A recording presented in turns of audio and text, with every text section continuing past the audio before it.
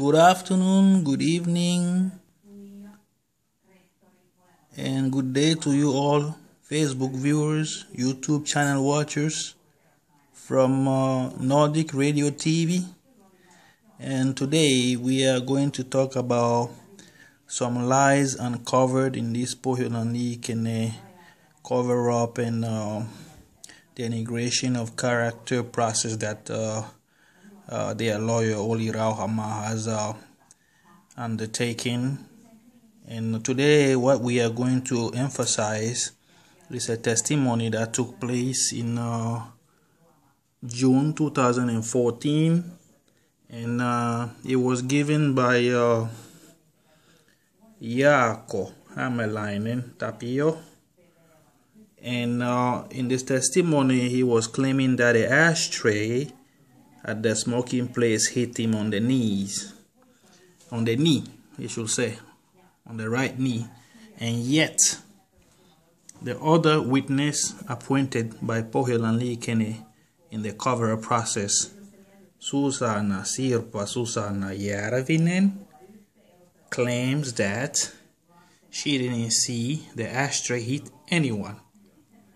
And to celebrate this lie today, we're going to play this nice music while you are reading this testimony. Tänään me aiomme laittaa esille valheet, kun Pohjolan Liikenne on ehdottanut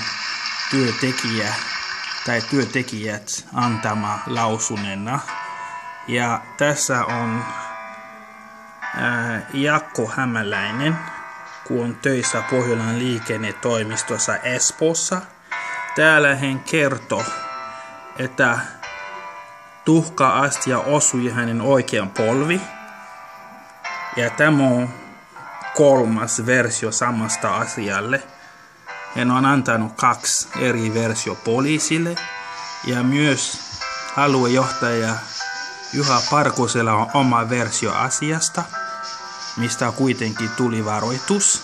Eli yksi asiasta on 4 eri versio. Tämä on meidän firma keskijohtoportatoimina. Ja tässä on meidän toinen, miten sanota, eri versio. Tässä se on annettu Sirpa Susanna Järvinen, kun on antanut tämä. Mutta kuitenkin poliisi ei ole ikinä kuulostanut hänet, vaikka täällä väitetään, että hän oli todistajana.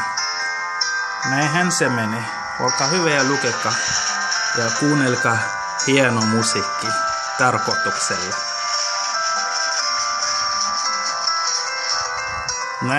Näinhän se menee.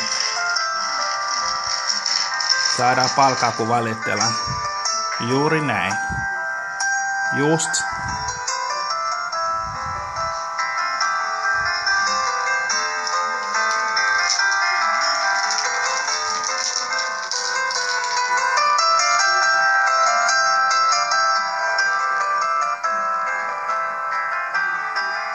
Se pääsee.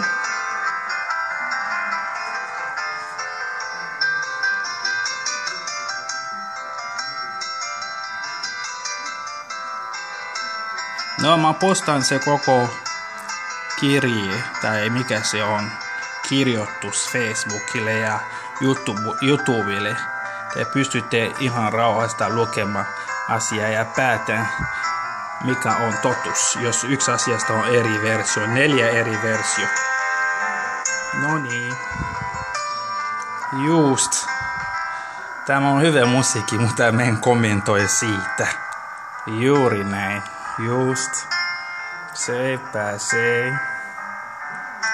Me tiedämme, että poliisi on aina ollut Pohjolan Liikenteen puolella, koska johtoportaalla on paljon valtaa. Tämä on Suomi. Se on tasa-arvo. Heillä on kaikenlaista kontakteja. Ja yksi asia mä voin kertoa teille, että johtoportaalla on valtaa. Ne voi tulla sun koti.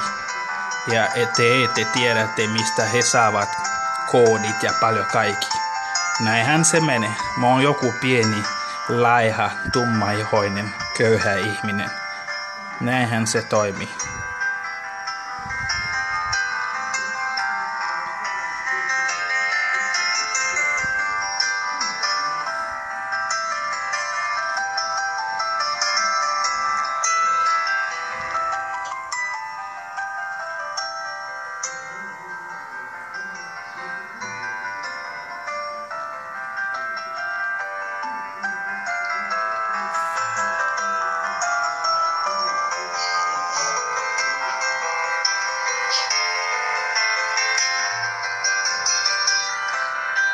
Hyvää joulua teille. Juuri näin. Joo, mä tarkoitin teille kaikille.